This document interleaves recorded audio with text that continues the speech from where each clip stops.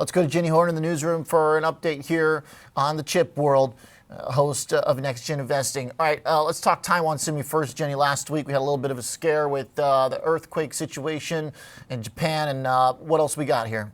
Yeah, 7.2 magnitude earthquake that disrupted, at least temporarily, some of their overall operations, but they did come out on Friday and they maintained all of their financial targets. So I think that was a huge win to end the note maybe on a more optimistic, I'd say, beat, really considering that we were worried about the supply chain all week long. But supply chain issues is still majorly front and center for Taiwan when it comes to their expansion here in the U.S. because we've heard some of these various, like the materials companies, the logistics, the employment, all of this costs a lot of money, and it costs a lot more money on U.S. soil versus in Taiwan. So I think this news today is a huge win that they're set to receive up to $6.6 billion in U.S. government funding under this preliminary agreement announced by the Biden administration on Monday. The funding, which is under the U.S. CHIPS and Science Act, will support Taiwan's more than $65 billion investments in its 3 fabrication plants in Phoenix, Arizona. They're also eligible for around $5 billion in proposed loans under this CHIPS Act, but the U.S. Secretary of Commerce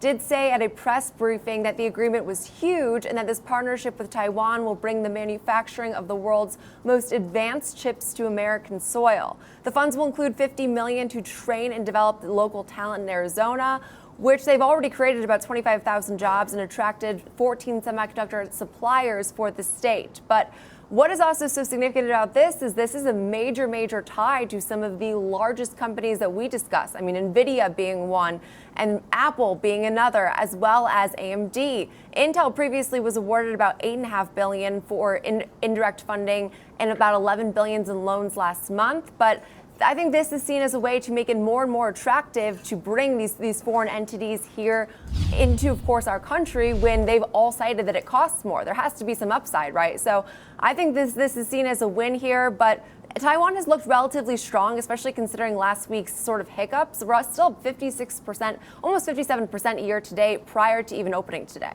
Okay.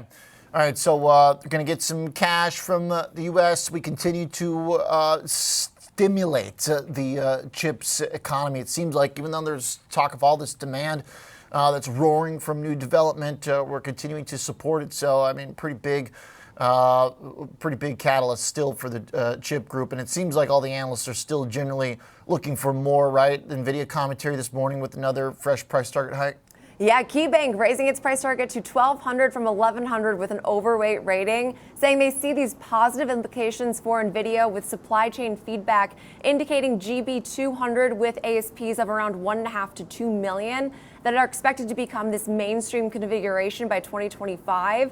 They believe this could generate as much as 90 to 140 billion in revenues of itself, which is a huge range, just anecdotally. But from a capacity perspective, they said hearing Nvidia is looking to double its chip-on-wafer capacity at Taiwan next year in 2025 to around 300,000 interposers. They said that demand now for these H20 in China are much higher than they had expected and could contribute another 9 to 12 billion in incremental revenues this year. Again, huge range, but I guess perhaps this is all additional upside to consensus that they see. But of course, when we talk NVIDIA, we joke it's now like the best barometer of the overall stock market. And as far as analysts are concerned, analysts, they love this name. There's 57 analysts currently, 53 have buy or buy equal ratings.